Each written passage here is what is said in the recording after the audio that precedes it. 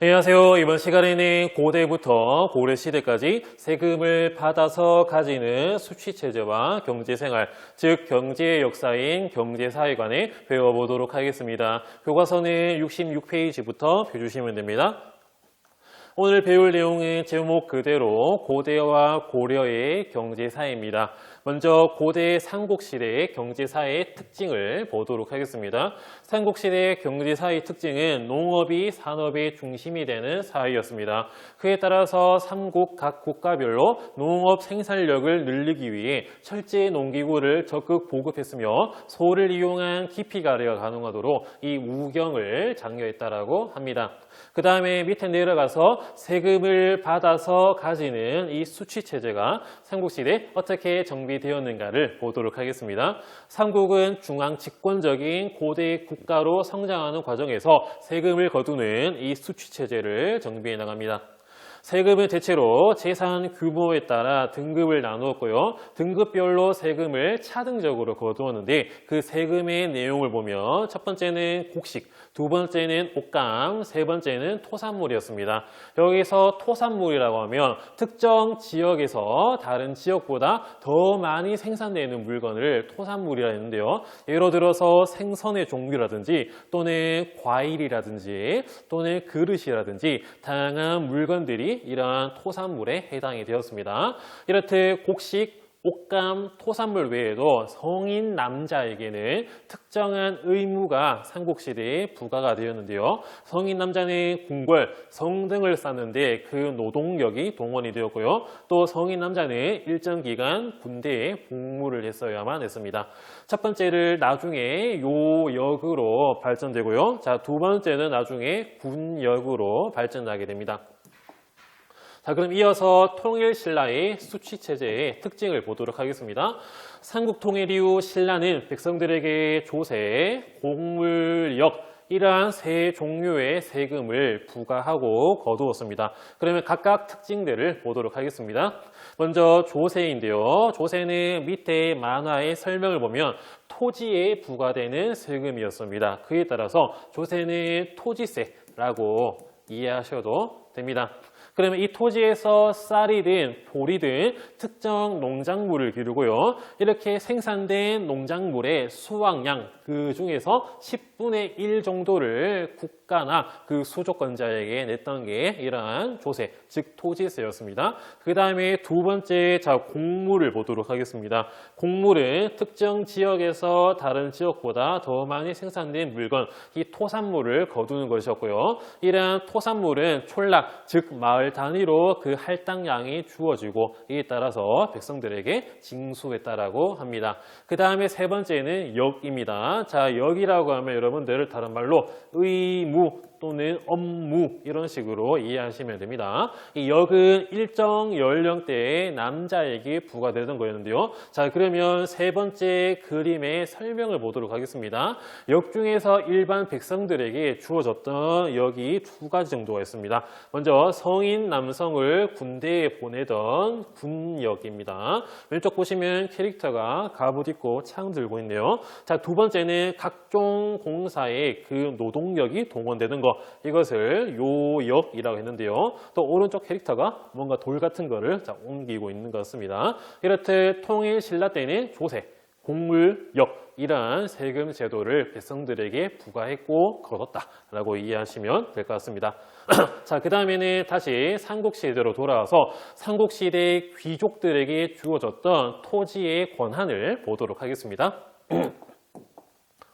자, 삼국시대의 토지 권한 등등의 특징을 보시면, 자, 귀족은 기존 소유 토지와 노비 외에도 국가에서 지급한 이 노급 그리고 시급을 받았다라고 합니다. 여기 있는 노급은 여러분들 정치사 할 때 통일신라 때 신문항의 정책 아마 기억하시면서 내용을 쭉 들으시면 될 것 같습니다. 그럼 먼저 노급에 대한 설명입니다. 이 노급은 이 관리에게 지급이 된 땅의 어떤 권한이었거든요. 자, 귀족이 국가에 일을 하고 이렇게 봉사한 대가로 받았던 게 여기 있는 노급이었습니다. 여러분들 옛날 관리들이 일을 한 대가로 녹봉을 받았다라고 말을 했었거든요. 여기서 녹봉이라고 하면 봉급, 돈이나 쌀 이런 거를 봉급, 즉 녹봉이라는데 이러한 삼국시대의 귀족들이 관리로 일을 하면 봉급을 받는 게 아니라 읍을 받았습니다. 읍. 여러분들 여기서 읍이라고 하면 읍면동 할 때 그 읍이라고 할 수 있거든요. 대체로 마을입니다. 녹봉, 즉 쌀, 동전 이런 걸 받는 게 아니라 국가에 봉사하는 대가로 마을을 받았어요. 자, 그리고 또 밑에 내려가서 시급도 마찬가지 마을을 받았는데요. 시급을 받은 대상들은 대체로 공을 세운 사람들, 즉 공신이라든지 또는 왕의 가까운 친척인 종친이라든지 이런 사람들이 있었다라고 합니다. 자, 그러면 노급과 시급을 받은 귀족 관리들의 권한을 보도록 하겠습니다. 이들한테는 대체로 두 가지의 권한이 주어졌습니다. 자기가 받은 땅 내에서 첫 번째로는 이 수조권입니다. 이 수조권의 해석을 보시면 조세를 거둘 수 있는 권리 권한입니다. 조세를 거둘 수 있는, 받을 수 있는 권한, 권리, 이것이 바로 수조권이었고요. 여기에 더불어서 자기가 받은 마을 내 주민들의 노동력을 동원할 수 있는 권한이 있었습니다. 자기 집을 더 짓는다. 그러면 자기가 받은 노급, 시급 내 주민들을 불러가지고 노동력을 징발할 수 있고요. 자기 집안일을 시킬 수 있는 그런 권한이 이러한 노급과 시급을 받은 관리, 즉 귀족들에게 주어졌습니다. 자, 그럼 내려가서 이 수조권의 개념을 자세히 배워보고 넘어가 보도록 하겠습니다. 선생님이 이 왼쪽과 오른쪽에 두 캐릭터들을 만들어 놨거든요. 자, 왼쪽에는 자 관리 등으로 대표되는 수조권자, 조세를 받을 수 있는 권한을 가진 자, 이러한 수조권자가 있고요. 자, 오른쪽에는 이러한 농지, 즉 토지를 소유한 소유권자가 있습니다. 아까 말한 대로 이러한 농민 등이 대표적인 캐릭터가 될 거라고 생각합니다. 자, 그러면 토지 소유권자들은 국가에게 이 토지세라고 할 수 있는 이 조세를 내야 됩니다. 하지만 자기가 가진 이 땅의 수조권자가 지정이 되면 이 조세를 국가나 관청이 내는 게 아니라 이 수조권자에게 쌀이라든지 생산량의 10분의 1을 다이렉트로 바로 납부해야 되는 게 이러한 수조권과 소유권자의 관계였습니다. 자, 그러면 이러한 삼국시대와 통일신라 이후 고려시대, 조선시대까지 이러한 수조권을 확정된 이유가 뭘까요? 자, 고대라든지 이때는 화폐 경제, 화폐, 즉 돈으로 물건을 사고 파는 경제가 미약했고요. 그리고 운송, 교통 이런 것들이 발달하기 전이었기 때문에 국가나 관청으로 쌀, 보리 이러한 생산물들을 옮기기가 상당히 어려웠습니다. 그에 따라서 바로 관리에게 조세를 내라. 그러면 수조권자는 이 조세를 받고 봉급을 받는 그런 개념이 됐던 게 이러한 수조권의 개념이었습니다. 그러면 토지 소유권자에게 이러한 조세를 받았던 게 수조권자.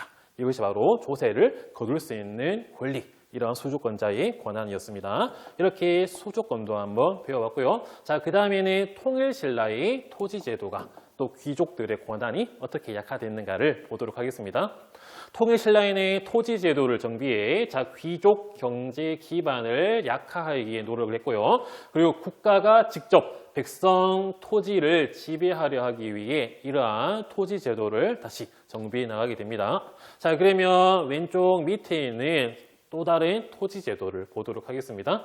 이 토지제도는 바로 관료전입니다. 관료전. 자, 관료라고 하면 당연히 관리겠죠? 이 관리에게 지급이 되었고요. 노급과는 다르게 수조권만 부여됐던 게 이러한 관료전의 특징이었습니다. 아까 우리 삼국시대부터 있었던 이러한 노급 등등의 수조권, 조세를 거둘 수 있는 권한 말고도 자기가 받은 마을 안에서 노동력을 징발할 수 있었는데 여기서 관료전의 수조권만 노동력 징발이 빠집니다. 그에 따라서 귀족의 경제 기반이 더욱더 약화됐던 게 이러한 관료전이었고요. 신문왕은 관료전을 지급을 했고요. 나중에는 이 노급을 폐지함으로써 귀족의 권한을 약화시켰고요. 나중에는 또 녹봉을 지급했다라고 합니다. 하지만 나중에 이러한 노급은 경덕왕 때에 다시 부활되기도 했습니다. 자, 그 다음에 내려가서 또 다른 토지 제도를 보도록 하겠습니다. 자, 두 번째는 바로 정전입니다. 정전. 자, 주나라 때 있었다라고 전해지는 이 정전인데요. 이 통일신라 정전의 개념을 보도록 하겠습니다. 이 성덕왕 때 이 백성에게 나눠준 토지가 바로 여기 있는 정전인데요. 여기에서는 다양한 썰들이 있습니다. 첫 번째 썰 같은 경우에는 원래 경작하던 토지의 소유권을 인정해줬다. 이것이 바로 정전이다. 이러한 썰이 있고요. 자, 두 번째 썰은 주인 없는 땅을 나눠준 것이다. 이러한 견해가 있기도 합니다. 자, 그러면 내려가서 교과서에 있는 만화의 내용을 보도록 하겠습니다. 왼쪽에 있는 귀족, 오른쪽에 있는 이러한 노급 내에 있었던 백성들 또는 토지 소유권자들, 이런 사람도 있을 겁니다. 이 귀족이 말하기로 이 지역은 내 노급이야. 조세도 거두고 백성들도 내 마음대로 노동력도 징발할 수 있다 말합니다. 자, 그러면 이 노급 내의 백성들이 저분을 잘 따라야겠다. 국가에 충성하는 게 아니라 이 노급을 받은 귀족 또는 관리에게 충성해야겠구나, 이런 생각이 듭니다. 그러다가 이 신문왕 때 왕권을 강화하려면 토지 제도를 정비해야겠어, 이런 생각이 따라가지고 다양한 정책을 펼치는데 그 정책의 내용들이 이 삼국사기에 적혀있기도 합니다. 문무 관료에게 토지를 차등 있게 지급한다. 이것이 바로 관료전의 내용이 될 겁니다. 밑에 있는 게. 두 번째는 중앙과 지방 관리의 노급을 폐지하고 해바다 녹봉, 이제는 봉급, 쌀이라든지 이런 것들을 주는 녹봉을 차등 있게 놔둬주도록 하였다. 이런 내용이 또 들어가 있습니다. 이에 따라 가지고 관료전을 받은 관리는 조세만 거둘 수 있구나, 이제 노동력을 징발할 수 없구나, 백성들도 내 마음대로 부릴 수 없구나, 이제 나한테는 소조건만 있구나, 이렇게 말을 합니다. 그에 따라서 백성들이 이제 이 귀족이 아니라 나라에서 시킨 대로 해야 하는 건가, 국가에 충성을 해야 되는가, 그에 따라서 국가가 직접 백성 토지를 지배할 수 있도록 했던 게 이러한 토지제도의 정비였습니다. 그럼 넘어가서 이번에는 통일신라 각 밀락의 상황을 기록했던 문서들 중에 한 개가 전해집니다. 이것이 바로 신라 촐락문서입니다. 신라 촐락문서. 신라 마을의 상황을 기록한 문서. 이것이 바로 신라 촐락문서인데요. 요 밑에 있는 게 신라 촐락문서의 사진을 찍어 놓은 겁니다. 여기 두 번째 발견부터 보도록 할게요. 일본 나라현에 보시면 이 쇼쇼인, 즉 정창원이라고 하는 일본 황실의 보물 창고가 있습니다. 일본 황실에서는 외국에서 받은 선물들 또는 자기들이 만든 이런 보물들을 이 쇼쇼인에다가, 즉 정창원에다가 보관했었거든요.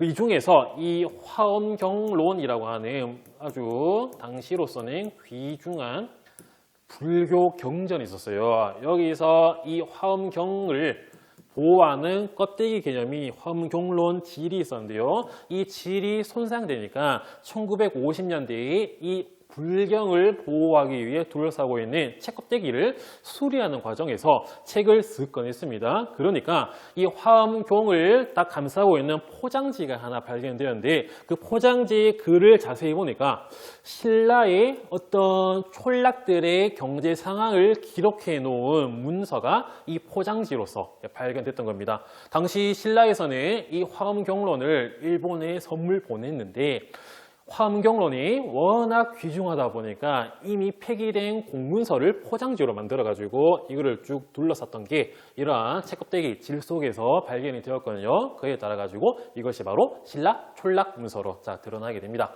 이 신라 촐락문서가 작성된 목적을 보시면 각 지역을 철저히 파악하고 세금을 정확하게 부과하기 위해 과일이라든지 사람 숫자라든지 이런 것들을 기록했습니다. 그 내용을 보시면 당시 오소경 또는 구주 있었죠.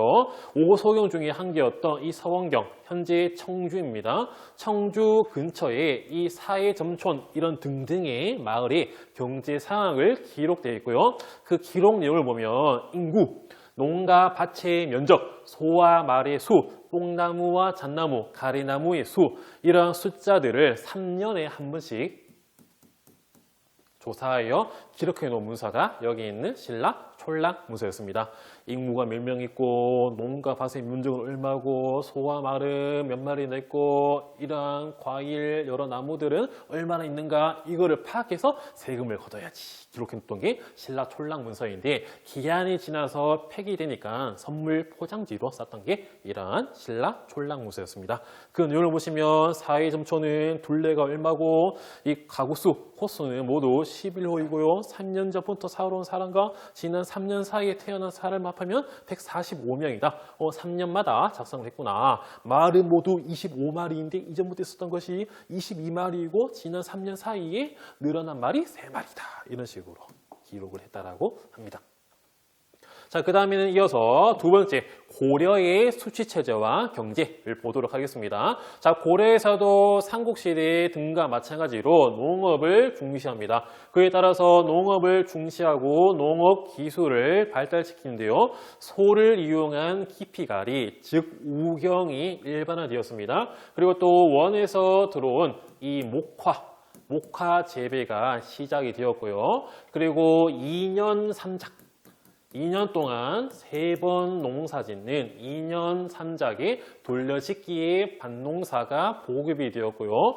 일부 남부 지방에서는 벼농사가 아니라 모내기를 하겠습니다.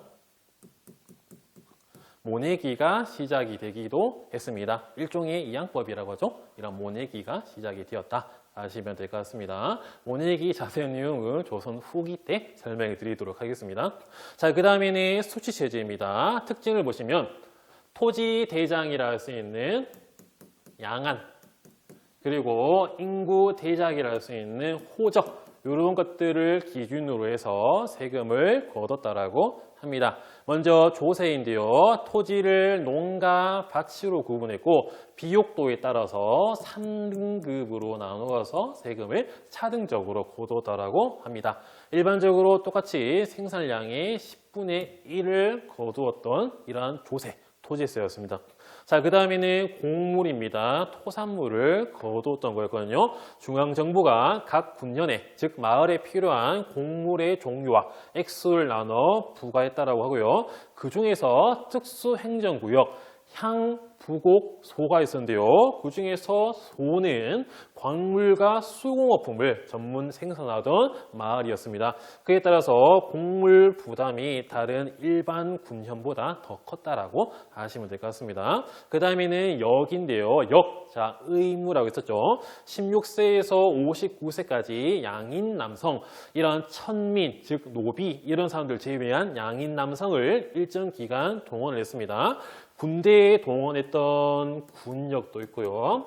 그 다음에 토목공사 이런 데에 노동력을 동원했던 요역 이런 게 있기도 했습니다. 이렇듯 조세, 곡물, 역 다시 한 번 더 배워봤습니다. 자, 그 다음에 이어서 고려의 수취체제와 경제 중에서 이 새로운 토지 지도인 전식과 제도를 보도록 하겠습니다. 자, 배경을 보시면 후삼국을 통일하고 난 다음에 국가 체제 정비 과정에서 새로운 토지 제도가 시행될 필요가 있었습니다. 이제 지방의 호족들을 중앙 관리로 편입시킬 필요가 있었기 때문에 경제를 싹 다 바꾸는 겁니다. 먼저 이 전시가의 정의를 보시면 관리, 군인, 향리 이렇게 국가의 업무를 지는 이런 역중에서를 직역입니다. 직역, 관리, 군인, 향리, 향촌의 관리죠. 이렇게 국가의 업무를 지는 이 직역을 담당한 사람들에게 해당이 되었고요. 이런 사람들한테 전시가라고 하는 토지를 지급했다라고 아시면 됩니다. 그러면 그 해당 내용을 보면 농사 짓는 땅인 전지, 그 다음에 땔감을 얻는 땅인 시지, 요런 걸 나누어서 여기에 대한 수조건을 지급을 했다라고 합니다. 자, 그러면 전지에서는 그 생산량의 10분의 1을 조세로 받았었고요, 소주권자가. 다음에 시지에서는 땔감을 어느 정도 거둘 수 있었던 이러한 제도가 바로 전시가였고요. 전지의 전, 시지의 시를 따가지고 전시과 이렇게 불리게 됩니다. 마찬가지, 자, 수조권, 조세를 거둘 수 있는 권리가 이렇게 직역을 담당한 사람들한테 지급이 되었고요. 관직 복무의 대가로, 직역 복무의 대가로 수조권이 지급이 되었습니다. 하지만 원칙이 있습니다. 수조권자가 die, 죽거나 관직에서 물러나면, 퇴직하면 반납을 해야 되는 게 최종 만들어졌던 전시가의 원칙이었거든요. 수조권자가 죽거나 관직에서 물러나면 이러한 전시가를 다시 반납을 해야 되는데, 이러한 전시가의 정비 과정을 보도록 하겠습니다. 대체로는 3가지 정도의 단계를 거칩니다. 경종 때 시행이 된 시정 전시가가 있고요. 시작을 했고, 다음에 목종 때 있었던 개정 전시가, 뭔가를 바꿨고, 자, 문종 때 했던 경정 전시가, 이 3가지의 단계를 거칩니다. 고려의 수도가 개경이죠. 역시 개경. 역시 개경. 자, 이런 식으로 외우시면 될 것 같습니다. 역시 개경, 시개경, 역시 개경. 이런 식으로 자, 전시가 보도록 하겠습니다. 먼저 경종 때 시행이 된 시정 전시가입니다. 관직의 높낮이와 그리고 사람의 인품, 저 사람이 인성이 좋은가 또는 덜 좋은가, 이거를 나눠가지고 전직, 현직 관리에게 수조권을 나눠줬던 전시가가 여기 있는 시정 전시가였습니다. 관직의 높낮이는 이해하지만 인품이 상당히 좀 주관적입니다. 저 사람이 훌륭한지 또는 인성적으로 좋지 않은지는 상당히 주관적인 해석이 들어갈 수가 있습니다. 이렇듯 인품을 넣은 이유가 지방의 호족들이 관직이 없거나 관직이 낮더라도 중앙으로 포섭을 하기 위해 이러한 시정 전시가가 시행이 되지 않았을까 추측을 하기도 합니다. 두 번째, 다시 개정이 되었던 목종 때의 개정 전시가입니다. 여기서는 인품이 제외됩니다. 어느 정도 국가가 점차 안정이 되고 있으니까 인품, 주관적인 요소를 빼고요. 이제 관품, 즉 관직의 높낮이를 기준으로 해서 똑같이 전직, 현직 관리에게 수조권을 나눠줬고요. 그러다가 문종 때 경정 전시가가 시행이 됩니다. 이제 전직 관리 때문에 나눠줄 수조권, 즉 수조지가 없어지게 돼요. 그에 따라서 토지 부족으로 현직 관리에게만 관직의 높낮이, 즉 관품을 기준으로 지급을 했다라고 하시면 될 것 같습니다. 이러한 전시가 중에 한 종류 중에서 좀 재미난 게 있습니다. 그것이 바로 공음전 또는 공음전시가라고 불린 거거든요. 자, 음서 제도할 때 이것이 똑같습니다. 그에 따라 가지고 공음전은 공신 또는 일부 고위 관료, 5품 이상의 고위 관료에게 지급이 되었는데, 원래 이러한 전시가는 관직에서 물러나면 반납을 해야 돼요. 이 현직 관리한테만 지급이 되었기 때문에. 하지만 공음전은 다릅니다. 자손에게 세습이 가능했던 게 이러한 공음전의 특징이었다라고 하시면 될 것 같습니다. 이번 시간에는 고대부터 고려까지 수취체제와 경제생활, 즉 경제사에 배워봤다면, 다음 시간에는 조선 전기와 조선 후기의 수취체제와 경제생활에 대해 배워보도록 하겠습니다. 이번 수업도 열심히 들어주셔서 감사합니다.